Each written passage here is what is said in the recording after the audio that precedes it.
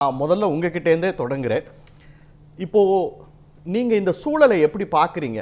அதாவது அனைத்து கட்சி கூட்டம் கூட்டுவதற்கு தாவேக அரசு தயங்குதா, அல்லது அனைத்து கட்சி கூட்டம் கூட்டுவதனால எந்த பயனும் இல்லை அப்படின்னு அவங்க நினைக்கிறார்களா? ஏன் தமிழகத்தில் இருக்கக்கூடிய எதிர்கட்சிகள், ஆளுங்கட்சியில் இருக்கக்கூடிய கூட்டணி கட்சிகள் குரல் கொடுத்தும் இன்னமும் தாவேக அரசு தயக்கம் காட்டுது அனைத்து கட்சி கூட்டம் கூட்டுறதுக்கு? இதை நீங்கள் எப்படி பார்க்குறீங்க? இல்ல, இது ஒரு மிக முக்கியமான குடிநீர் ஆதாரம்.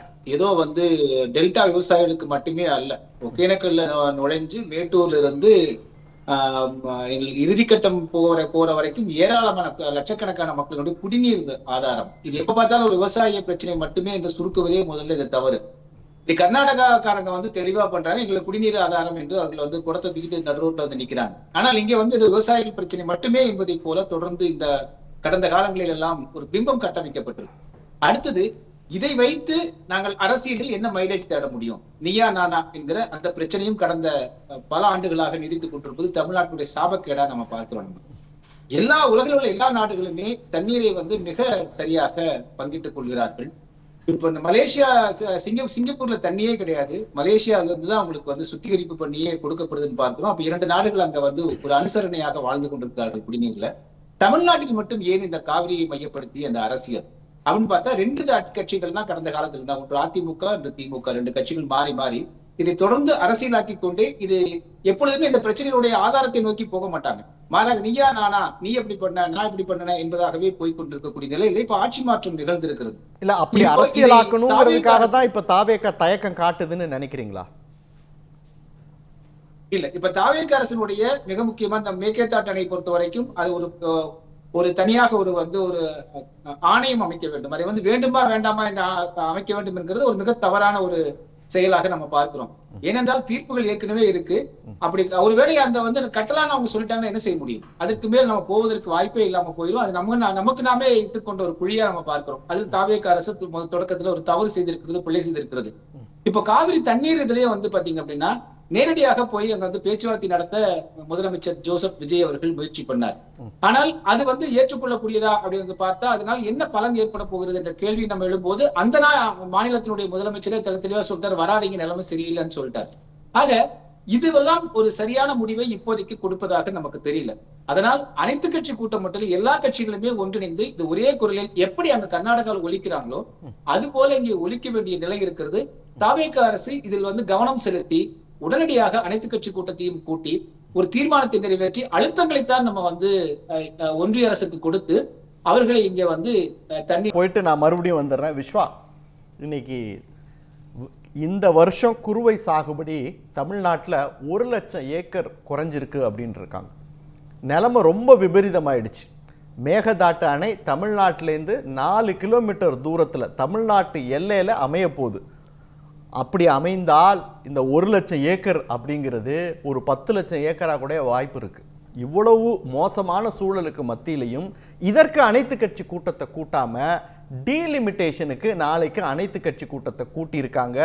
இது ஒரு மடைமாற்றுறது, டைவர்ட் பண்ணுறதுக்கான ஒரு கருவியாக இதை தாவேகா கையில் எடுக்குது அப்படின்ற விமர்சனத்தை நீங்கள் எப்படி பார்க்குறீங்க? இல்ல, முதல்ல சகோதரர் ராகுல் காந்தி இந்த அனைத்து குறித்த ஒரு தவறான புரிதல் இருக்காருன்னு நினைக்கிறேன். இப்ப 234 தொகுதி எதுக்கு இருக்கு? 234 தொகுதிகளுக்கும் பிரதிநிதிகள் வேண்டும் அப்படிங்கிறது தான் இருக்கு. அதே போல அரசியல் கட்சிகள் அப்படின்னு எம்எல்ஏ ஆகிய கட்சிகள் மட்டும்தான் அரசியல் கட்சிகள் கிடையாது. இப்ப இருக்கக்கூடிய 234 எம்எல்ஏக்குள்ள எங்க விவசாய சங்க கட்சி எங்க இருக்கு இல்லைங்களா? அப்போ அவர்கள் பிரதிநிதித்துவம் சட்டமன்றத்துக்குள்ள இல்ல. எனவே எல்லாமே சட்டமன்றத்திற்குள்ளேயே நாங்கள் முடிவு செய்து விடுவோம் என்பது அது ஏற்றுக்கொள்ளதல்ல. அது முடிவு தீர்மானம் தேவை. அது ஒரு ஆதாரம், அலுவல் பூர்வமான ஆதாரம். ஆனால் வெளியே சட்டமன்றத்திற்குள் வராமல் வெளியே இருக்கக்கூடிய நூற்றுக்கணக்கான பேர் கட்சிக்காரங்க இருக்காங்க. அவர்கள் எல்லாம் குறிப்பாக விவசாய சங்கத்தை சேர்ந்தவர்கள் எடுத்துக்கோங்க. அவங்கதான் நேரடியாக நீங்கள் டெல்டா மண்டலங்கள்ல அவர்கள் பாதிக்கப்படுறாங்க. அப்புறம் ஏற்கனவே குறிப்பிட்டதை போல சேலம், ஈரோட்ல இருந்து ஆயிரக்கணக்கான கிலோமீட்டர் தொலைவில் இருமருங்களும் இருக்கக்கூடிய மக்கள் பிரதிநிதிகள் இவங்கதான் அதற்கு நேரடியாக பாதிப்புக்கு உள்ளாகக்கூடியவர்கள். எனவே இந்த அனைத்து கட்சி கூட்டம் என்பது தமிழ்நாட்டினுடைய ஒற்றுமையை குறிக்கக்கூடிய ஒரு கூட்டம்.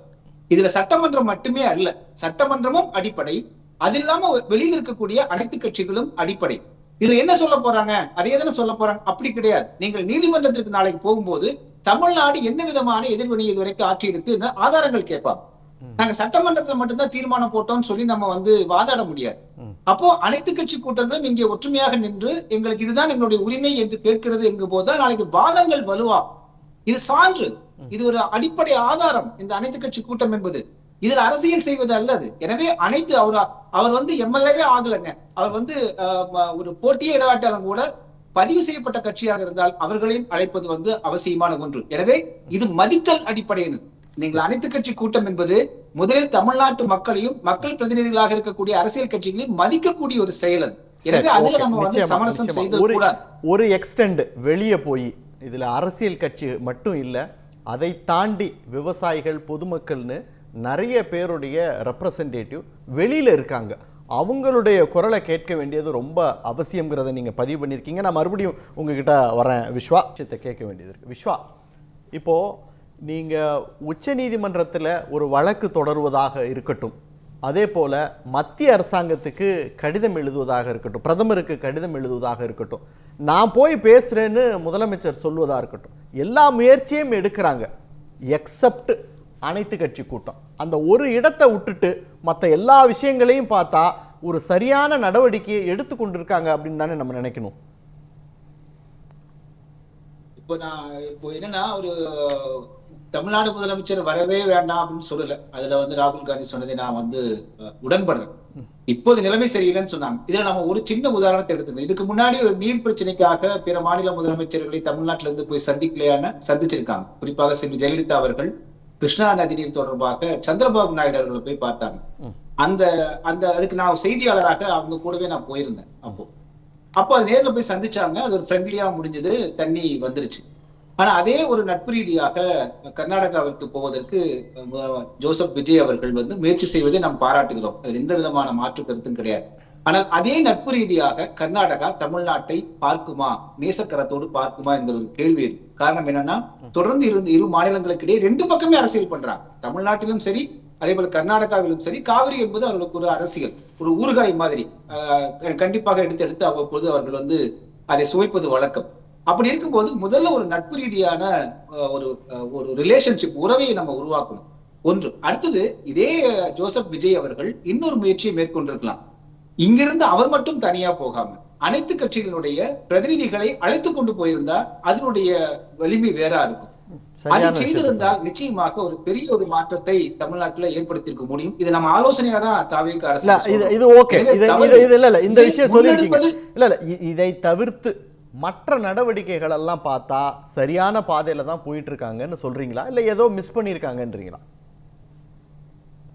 இல்ல, இப்ப என்னன்னா, இதுல மிகப்பெரிய ஒரு பிரச்சனை என்னன்னு பாத்தீங்கன்னா, பல நேரங்களில் கர்நாடகாவுக்கும் கேரளாவுக்கும் ஆதரவாக இருக்கக்கூடிய இந்திய ஒன்றிய அரசு அல்லது அதிகாரிகள் தமிழ்நாட்டுக்கு ஆதரவாக இருக்கிறது இல்லை அப்படிங்கிற ஒரு குற்றச்சாட்டு இருக்கு. அது எந்த அளவுக்கு நமக்கு அதனுடைய பின்னணி நம்ம ஆராய வேண்டிய ஒன்று.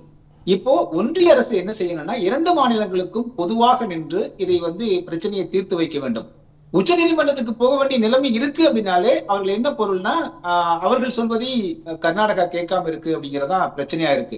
அதனாலதான் உச்ச நீதிமன்றத்திற்கு போவதற்கு இந்திய அரசே விட்டுறாங்க. ஏன்னா நம்ம சொல்லியே கேட்கல, அப்புறம் வேற என்ன செய்யறதுக்காக தான் உச்ச நீதிமன்றத்தை நாடுவதா. உச்ச நீதிமன்ற தீர்ப்பையும் அவர்கள் மதிக்கிறது இல்லைங்கும் போது தமிழ்நாட்டிலிருந்து ஒட்டுமொத்தமாக எப்படி ஜல்லிக்கட்டுக்கு மிகப்பெரிய ஒரு எழுச்சி ஏற்பட்டதோ அதுபோல காவிரிக்கு ஒரு எழுச்சி ஏற்பட்டால் மட்டும்தான் அது மிகப்பெரிய அழுத்தமாக கர்நாடக அரசுக்கு மாறுமே தவிர, நீங்கள் சொல்வதை போல ஒரு வழக்கு போடுறோம், ஒரு கடிதம் எழுதுறோம் அப்படின்னா அது சடங்காதான் போகும். அதை மதிக்கக்கூடிய நிலையில கர்நாடக அரசு இல்லை என்பதுதான் பிரச்சனையே. தமிழ்நாடு அரசு இங்க இருக்கக்கூடிய உள்ளுக்குள்ள 1008 அடிச்சுக்கலாம். இல்ல, அது ஒரு இது இருக்கு. நம்ம கர்நாடகாட்டிலிருந்து பெற வேண்டிய தண்ணீரை பெறுவதற்கான நடவடிக்கைகள் இதெல்லாம். இதை தாண்டி கர்நாடகா மாதிரி தமிழ்நாட்டில் அணைகள் கட்டப்படுவதில்லை. அதை ஏன் ஆட்சிக்கு வருகிற எந்த அரசாங்கமும் முன்னெடுக்க மாட்டாங்கன்னு நீங்க நினைக்கிறீங்க? இல்ல, இப்ப நீங்க பாத்தீங்கன்னா அங்க 5வது அணை நினைக்கிற மேகேதாட்டு. இப்ப தமிழ்நாட்டுல கல்லணையும் மேட்டூரை தவிர நமக்கு அணையே இல்லை. அதுக்கு 2 அணைகளை தவிர காவிரிக்கு இடையில அணையே இல்லை. கல்லணை ஆயிரக்கணக்கான ஆண்டுகளுக்கு முன்பாக கட்டப்பட்டது. இப்போ பொதுவாகவே இங்க வந்து இந்த தண்ணீரை பெறுவதற்கான ஒரு சரியான விழிப்புணர்வு இல்லையா, அல்லது இது தொடர்ந்து அரசியலாக்கப்பட்டு வரதா தான் நம்ம பார்க்கிறோம்.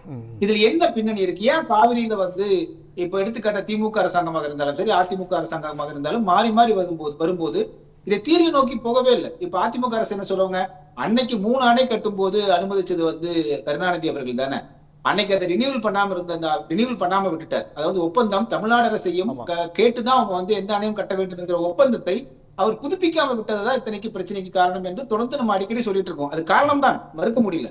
ஆனால் அதற்கு பிறகு நீங்க வந்து அதை தவற விட்டாங்க அப்படிங்கிற குற்றச்சாட்டை நம்ம சொல்லிட்டு இருக்கிறதுக்கு பதிலா இந்த ஒற்றுமையாக தமிழ்நாடு இருந்தால் மட்டும்தான் நாம் அழுத்தம் கொடுத்து இந்த நடவடிக்கைகளுக்கு எல்லாம் தீர்வை நோக்கி போக முடியும் அப்படிங்கறத நான் சொல்றேன். தமிழ் ஜனம் சேனலை சப்ஸ்கிரைப் பண்ணாம பாத்துட்டு இருந்தீங்கன்னா மறக்காம சப்ஸ்கிரைப் பண்ணிடுங்க.